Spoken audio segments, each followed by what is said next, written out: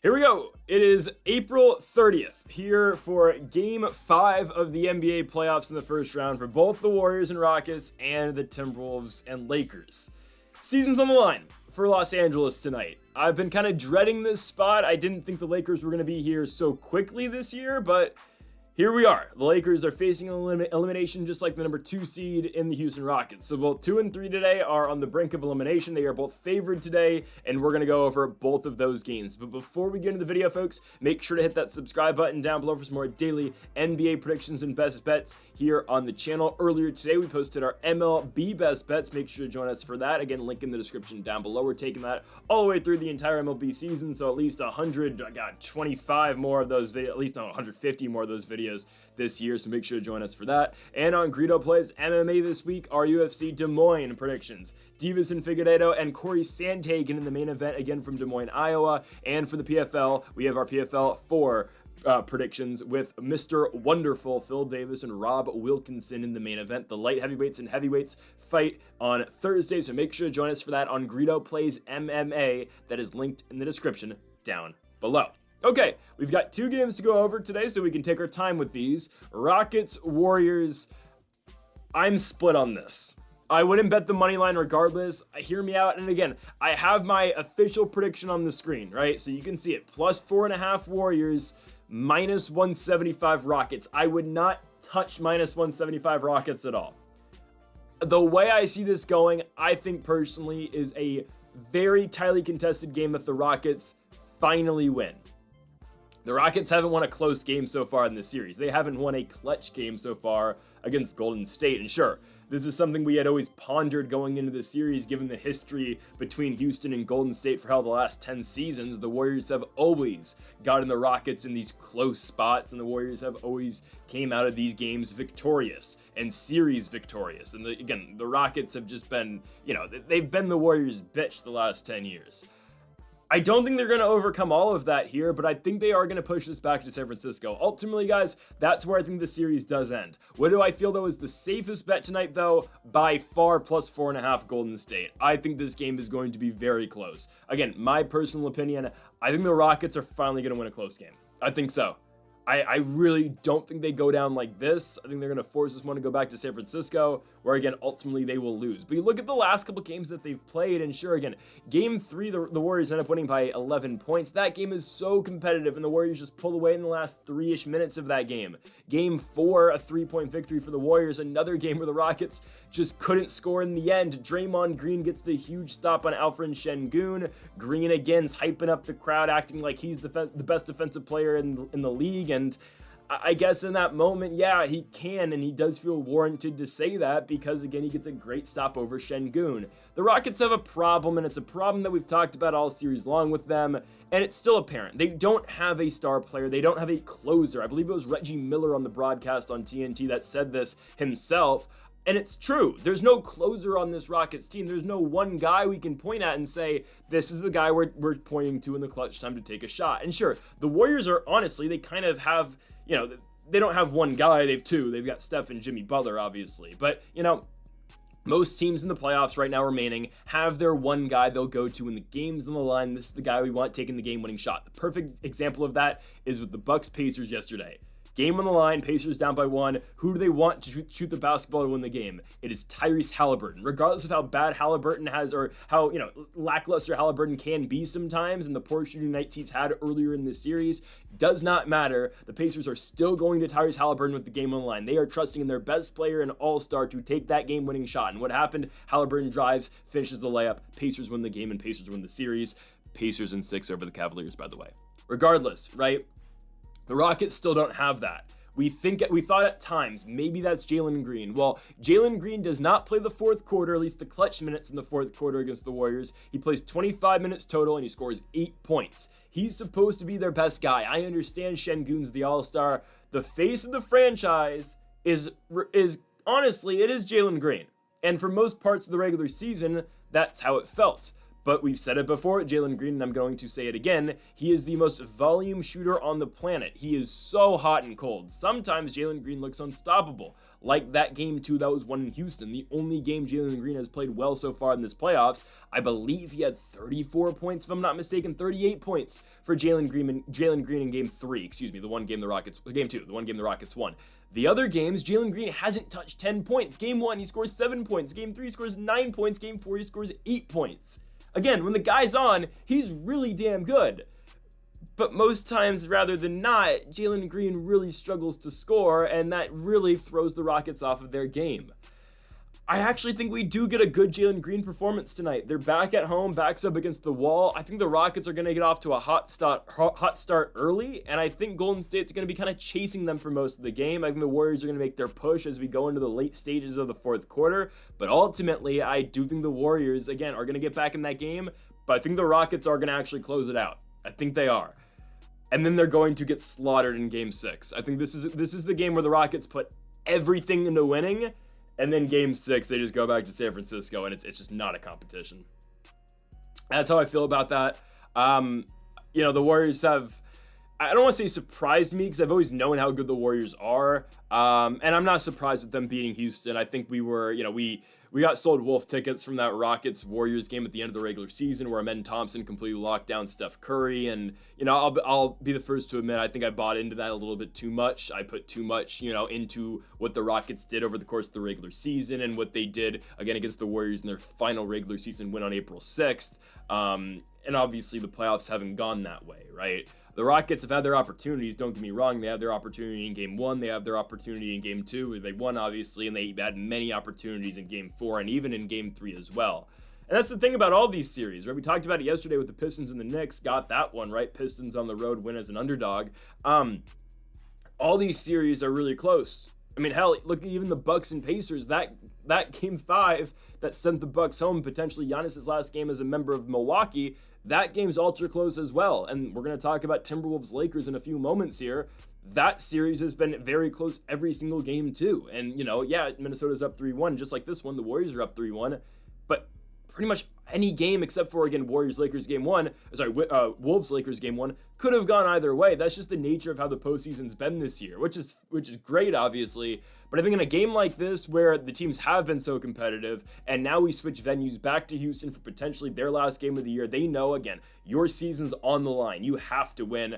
I do think the Rockets are actually going to take it, but don't underestimate the Houston Rockets' ability, especially in the series of the season, to mess things up here. That's why I think the safest play and my favorite play for this game is not Rockets money line at all. I don't want to play minus 175. I'm going to go plus 4.5. I can see a world where the Warriors win. Again, ultimately, I think Houston's going to edge them out, but I think this is a game that goes down to the final shot. I'm serious. I think it's going to be, Rockets up 2 at the very end of the game. All right, Steph's going to try to take a 3 to win the game. He's going to be heavily contested and he's going to miss, or he's going to kick to Jimmy and Jimmy's going to take a contested 3-pointer. And again, the Rockets will win, big celebration before having to go back to Golden State in a couple days. That's how I see this game ending. It feels like the Rockets can do nothing right, I'm going to be honest. We have harped on Fred VanVleet this entire postseason. The guy went 8 for 12 from beyond the arc in game 4, 25 points. Şengün had 31, and this team still lost. I'm serious. It starts with Jalen Green. Jalen Green needs to get going early in the basketball game. I don't think he's going to get benched, right? They're not going to start a Jabari Smith or Steven Adams ahead of him. They're not going to do that.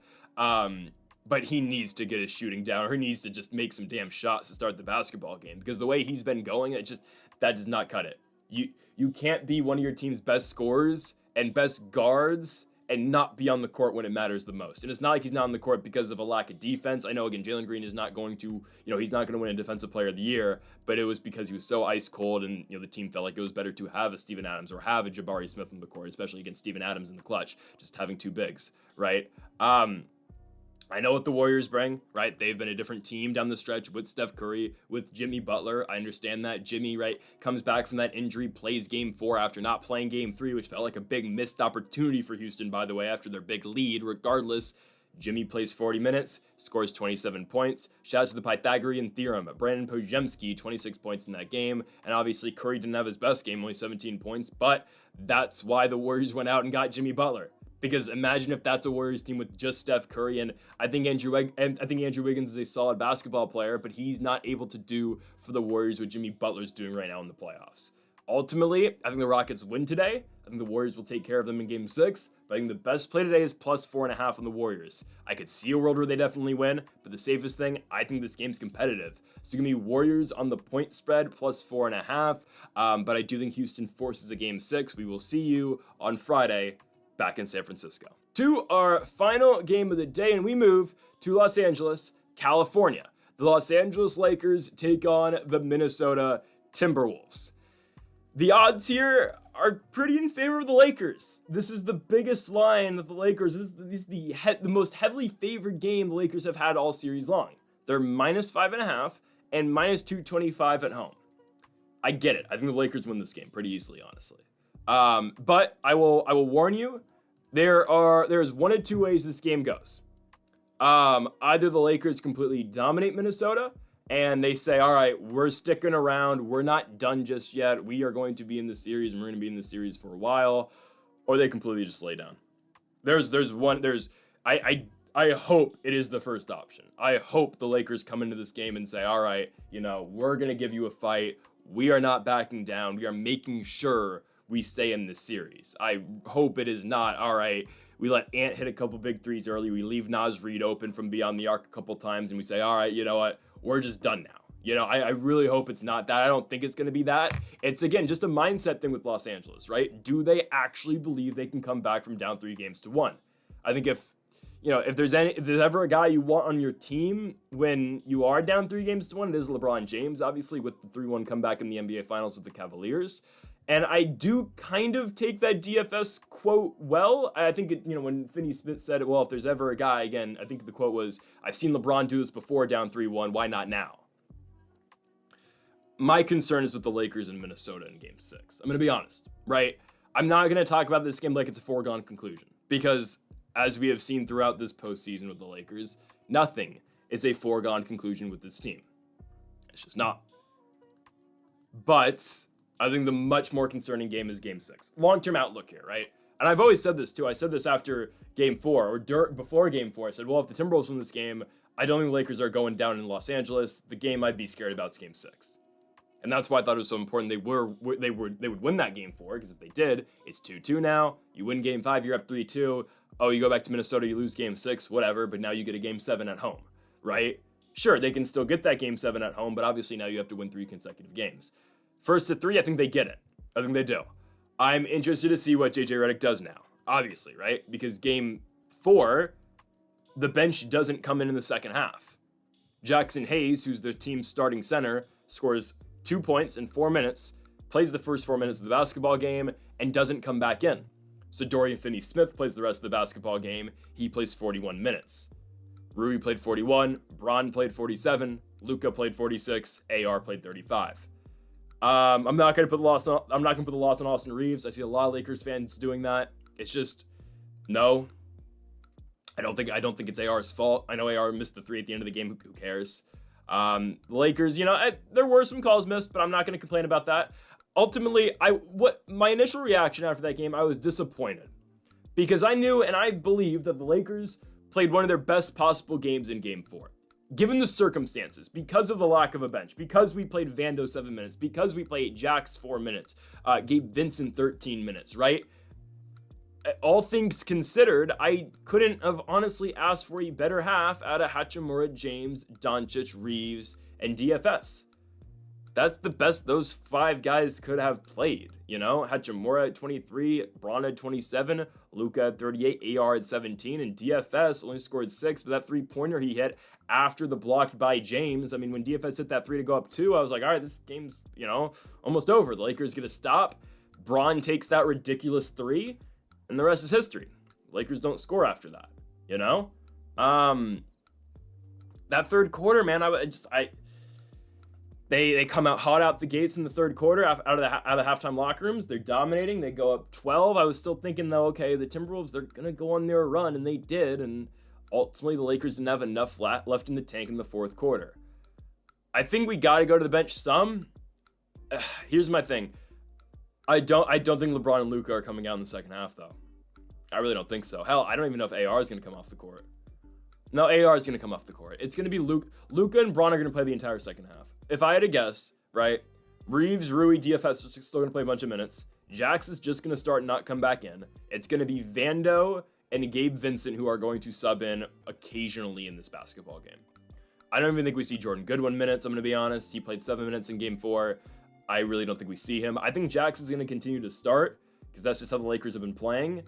But they got to find a way to stop the three-point ball. They just can't do that. I don't know. They couldn't stop Ant. They had no answers. Luka is a traffic cone on defense, which, you know, I know we didn't sign up for Luka Doncic playing defense, and I really despise the Lakers fans who are trying to say, oh, if we had AD right now, we'd be fine, or AD wouldn't have us down 3-1. Just shut up respectfully. I'm just going to be honest. We know what we signed up for with Luka Doncic. I don't care that he's not even a defensive liability. He's not good defensively, but it's not like, again, it's not like it is almost automatic with him sometimes, but he makes up for it with his offensive play, right? Sometimes I do hate the ISO ball at Luka sometimes. It is what it is. Ultimately, the thing is we should be able to get more stops even with Luka on the court. That Lakers defense that was amazing when Luka first got on this team, or even the team that went to MSG with Luka not even on the team yet. It's technically AD was still there, but he was hurt. That defense is gone. You know, that, you know, hustle defense, who nothing easy. They haven't shown up since, you know, quarter number 1 of game 1, if I'm being honest. No, game 2 they were there. Again, I do think they're going to win this basketball game. I don't think Minnesota's going to Los Angeles and beating them. In an elimination game, no.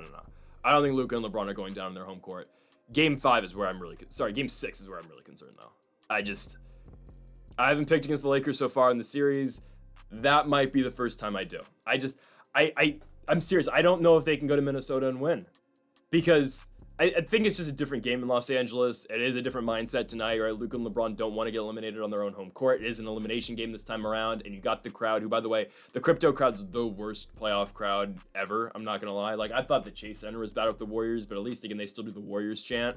Yeah, there's no atmosphere in LA because it's just a bunch of rich people. Let's just be honest. You know, credit to you. You got your money, you're at the game, but there's no atmosphere at Staples anymore. That Staples or that crypto, and I'm still calling it Staples, but that Staples environment that, you know, I grew up on watching Kobe in the playoffs, that's not there anymore. And even like towards the end of the Kobe years, like, you know, the year they beat the Celtics in the finals, it was trending towards more, okay, you know, it's not that great of an environment, but again, it's just a lot of rich people, obviously a lot of celebrities, but, you know, the crowd's still kind of involved now, man. The Lakers, yes, they get a home court advantage because the game's in LA, and because of, again, it's the vintage Lakers dim lighting and whatnot. They have the worst crowd in the playoffs right now. Other than maybe the Heat, because just the Heat fans don't care because they were 8 games under 500. Half the city didn't even know they were in the playoffs, you know? So that's why I'm concerned. I don't know if they can go to Minnesota and win. I don't. If they can win game 6, they're winning the series, but I don't know. I don't feel good about that. I think we see the Timberwolves get off to a cold start tonight. I think it'll just be different with the game in LA. I don't expect Anthony Edwards to have that great of a night. I think this game, honestly, I think it's going to go like game 1. I think the Lakers are going to have a really good shooting night tonight. But the thing is, I don't think they're going to fall apart in the second quarter this time around. I think they are going to get off to a hot start in the first. Luka's probably, I think, going to score 20 points in the first half. This is going to be, unfortunately, what I'm going to say here, this is going to be the false hope game for the Lakers. They're going to look great tonight. They're going to dominate. They're going to win this game by 15 points, let's say. The Lakers aren't capable of doing that. They're going to win this game by like 6 points, and it's going to feel like a great victory because they'll be leading the entire game, and Minnesota will kind of climb back into it, but the Lakers will ultimately win by 6 points. From there, though, it gets very tricky. Yeah, I can't confidently tell you they're going to win game 6. Tonight, I think they will win. I don't think Ant's going to have that great of a night. I just think it's a momentum thing. Lakers at home. I think they're going to get off to a very hot start. I don't feel like LeBron and Luka are going to let this team lose and get swept. Lose in 5. Here, I'll make the comp. This is like game 4 last year in the playoffs with the Lakers and the Nuggets, right? We knew that series was over. Now, again, I feel better about this series right now than I did last year down 3-0 with the Nuggets, but that was like all right, LeBron and AD are not letting this team get swept. They're not losing on their own home court. Once we go on the road to Denver, it's going to get difficult. And don't forget, guys, that series last year with the Nuggets and Lakers was closer than you remember. Every game was tight, just like this one as well, the Timberwolves, except for game 1. Again, this is tonight's the night. LeBron and Luka say we're not losing on our own home court. We'll figure things out when we go to Minnesota. Personally, I don't think the Minnesota trip's going to go too well, but I don't think the season ends tonight. Real quickly, I'll talk about it. There is some banter about this being LeBron James' last game ever. Trust me, LeBron's not retiring this year. There's no chance in hell. Guys, for as much as LeBron wants to act humble, and I love LeBron. Guys, LeBron is going to take his retirement tour, guys. Like, bro, it is... You know how much money LeBron James is going to lose out on and the Lakers are going to lose out on if LeBron just walks away this year? Guys, LeBron James is 100% going to do a retirement tour, and he's going to let everyone know it's his last year. I'm just saying. Because, guys, the NBA scriptwriters need to write the Lakers into the championship the year that LeBron retires. I don't know if it's next year, personally. I actually think it's going to be 2 years. I think LeBron's going to play this year, next year, and then one more. But trust me, guys, LeBron's just not randomly walking away from the sport like Tom Brady, okay? It will be known that LeBron James is playing his last year. I firmly believe that. Again, you know how much money Nike's going to make, LeBron is going to make, the Lakers will make off a retirement tour. He's not just randomly stepping away. Regardless, though, that conversation won't even be had after tonight. The Lakers will advance, and we'll see them on Friday, where it gets difficult in Minnesota. So, folks, thank y'all for watching our NBA predictions here for April 30th. If you have not yet, though, make sure to hit that subscribe button down below for more. Make sure to leave a like if you did enjoy the video. Make sure to comment if you do disagree with any of the picks. We'll be back tomorrow for more NBA predictions. 2 games, Knicks versus Pistons, Nuggets, Clippers, both Game 6, both 3-2. Folks, thank y'all for watching, and Mamba forever.